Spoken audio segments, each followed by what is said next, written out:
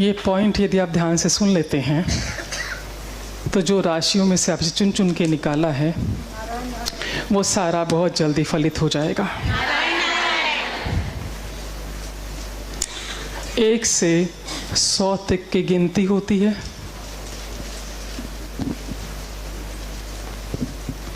हमने किसी से कहा कि एस पर नारायण शास्त्र सब की सब शुभ है।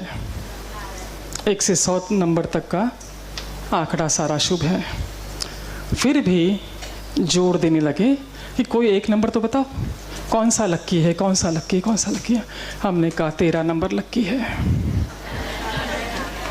लक्कीएस्ट नंबर 1313। सेकंड, आप बाहर जा रहे हैं, यात्रा करने जा रहे हैं, गाड़ी में बैठे, सामने से बिल्ली रास्ता काट गई। वो संदेश देने आई है आपको कि आपकी यात्रा सफल हो। Happy journey, safe journey, enjoyable journey, reasonable journey, successful journey. उसका धन्यवाद कीजिए कि गारंटी हो गई कि मेरी यात्रा भी शुभ होने वाली है। नारायण नारायण। आप घर से निकले, किसी ने छींक दिया, तो जिस कार्य से जा रहे थे निश्चित गारंटी है आप सफल होने वाले हैं। उस दिन तो सफल होंगे, आगे के 8 दिन भी आपके लिए भाग्यशाली हैं। रोज रोज तो कोई छींकता नहीं है। तुरंत धन्यवाद कर दीजिए कि yes I got the message. आप पूजा कर रहे हैं, दिया बुझ गया, लुढ़क गया, बुझ गया। बहुत भाग्यशाली हैं कि उसने अपनी उपस्थिति का एहसास करा दिया। ऐसा है, जब राम जी अपना सारा काम पूरा कर लिए, बैकुंठ जा रहे थे, सीता जी ने देखा कि जिन जिन को जो जो वस्तुएं चाहिए हैं सब दी जा रही है, पर वो सोचने लगी सीता माता कि बाकी जिसने जो जो मांगा दे दिया, पर हनुमान जी की तो कोई इच्छा ही नहीं है, उनको क्या देंगे। कितना बड़ा प्रश्न है कि उनको क्या देंगे। जब हनुमान जी का नंबर आया, राम भगवान ने प्रेम से गले लगाया और कहा तुम मेरे साथ बैकुंठ चलो। नारायण नारायण। बैकुंठ चलो। बोले प्रभु आप उधर रहेंगे क्या। बोले मैं रहूँगा तो सही, पर विष्णु नाम से रहूँगा, राम नाम से नहीं। बोले जहाँ राम नहीं है मुझे वहाँ नहीं रहना है, मैं तो जहाँ राम नाम होगा वही रहूँगा। और दिया, ये हनुमान जी पवन पुत्र हैं, आपका दिया हवा से मिसता है। वो अपनी उपस्थिति का एहसास कराते हैं आपको। जब ऐसा हो तुरंत धन्यवाद कर दीजिए। राम राम एक राम राम 2 शुरू कर दीजिए। साल में होते हैं 365 दिन।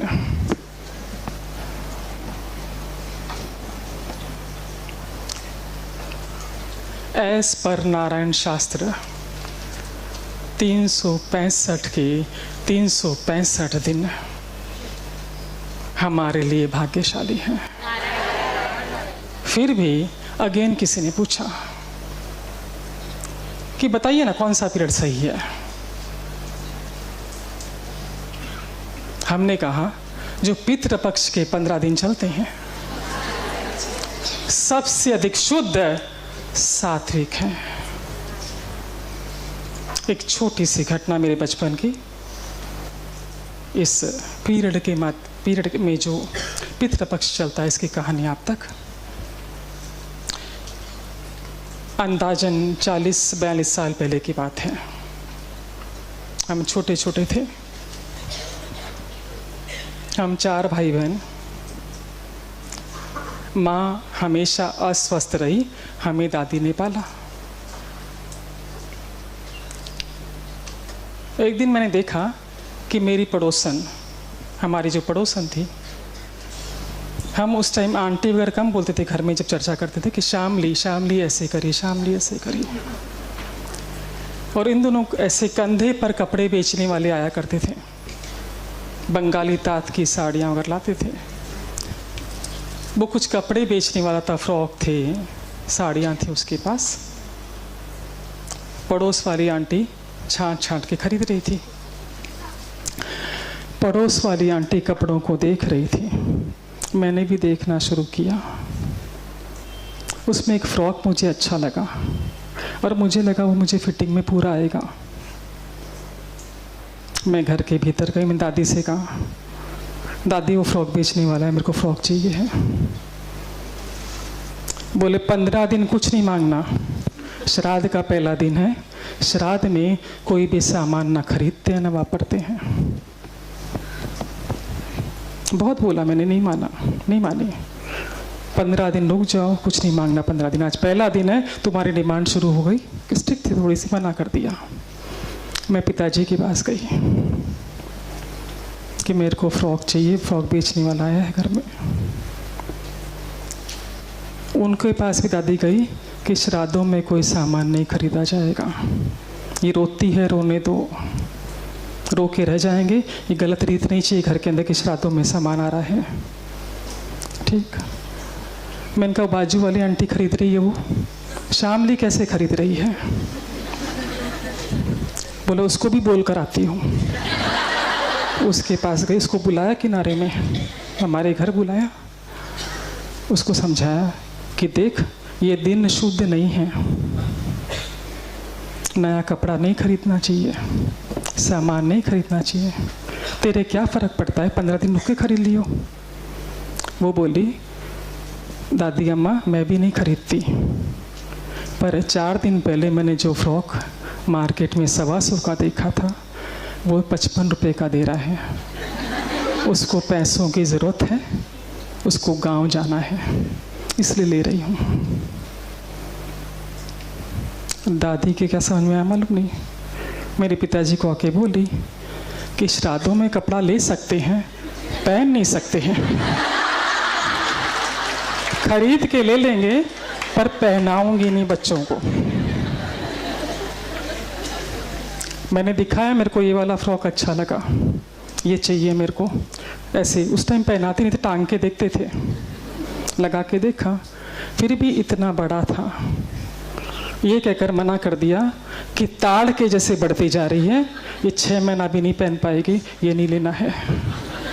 और दूसरा इतना लंबा फ्रॉक खरीद के दिया, बोला सच्चाई बता रहे हैं, लेके दिया।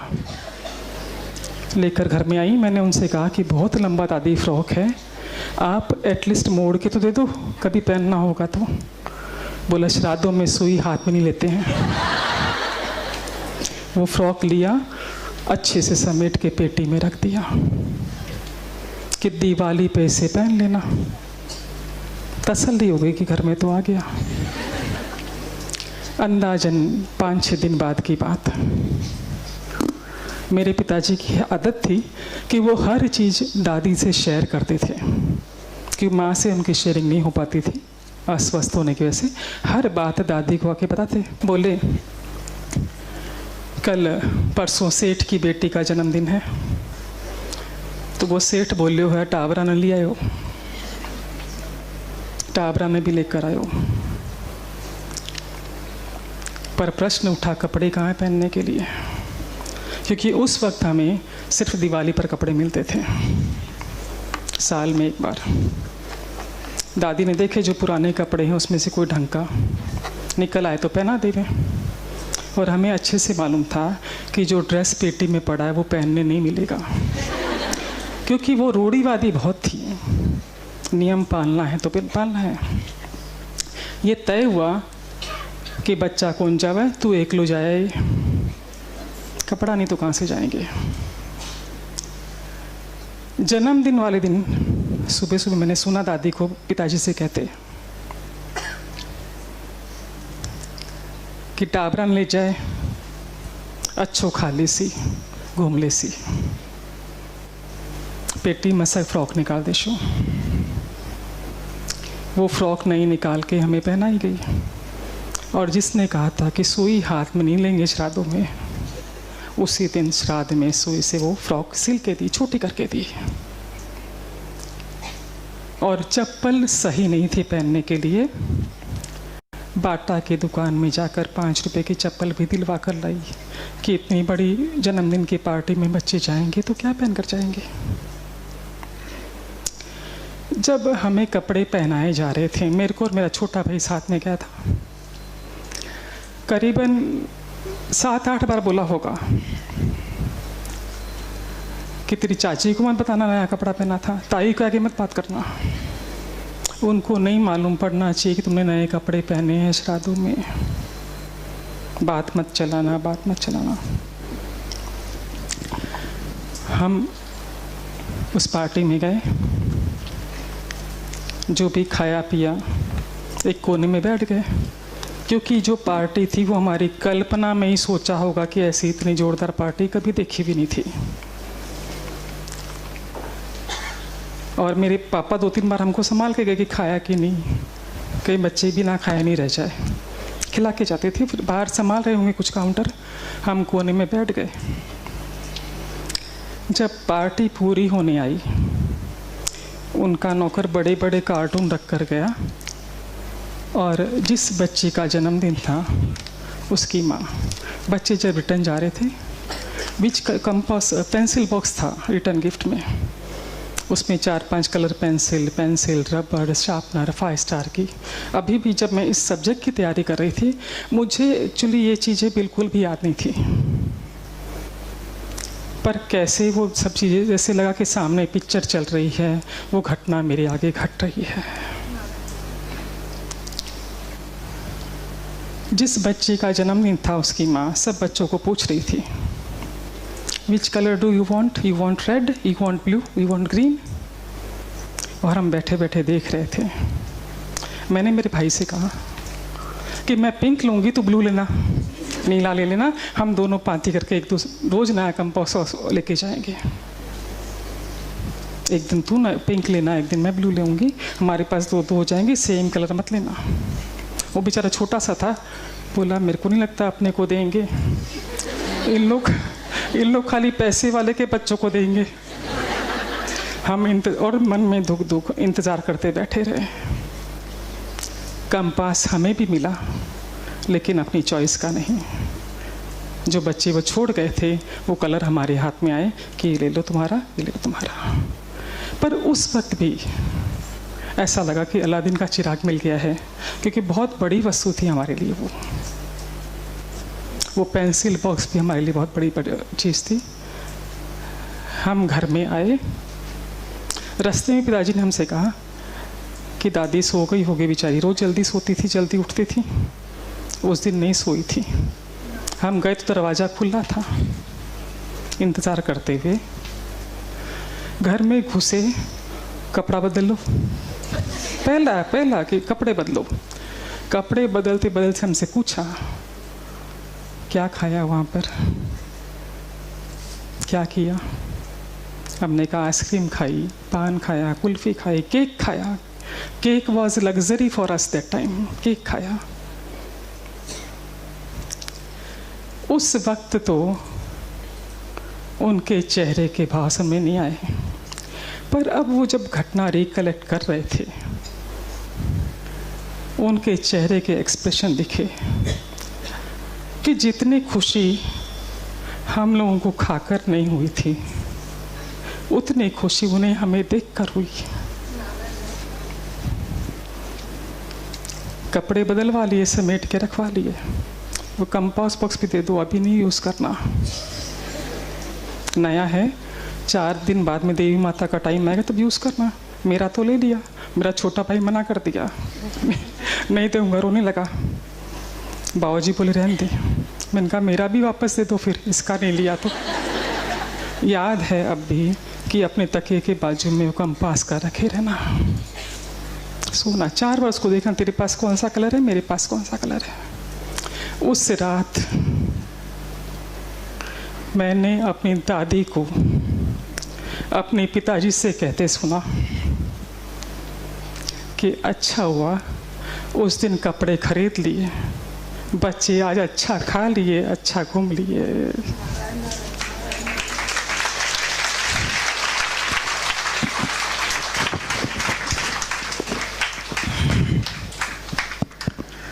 नारायण नारायण नारायण।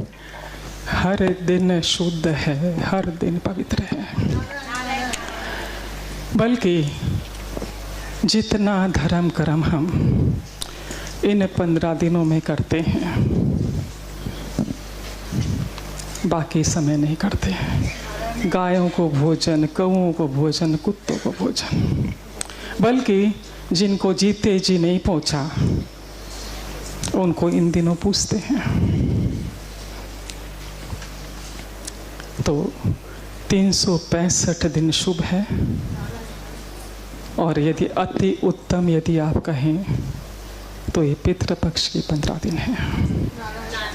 नारायण नारायण नारायण।